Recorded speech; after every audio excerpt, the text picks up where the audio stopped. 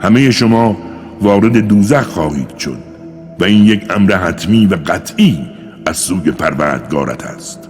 آنگاه کسانی که حرمت اوامر خدا را نگاه داشتند نجات خواهیم داد و ظالمان به زانو در آمده را در دوزخ رها خواهیم کرد. و هنگامی که آیات روشنگر ما بر آنها خوانده شود، منکران حقیقت و اهل ایمان گویند کدام یک از دو گروه، ما یا شما، جایگاهشان بهتر و محفلشان گرمتر و زیباتر است؟ چه بسیار اقوامی پیش از آنها نابود کردیم در حالی که هم ثروتمندتر بودند و هم خوشمنظرتر.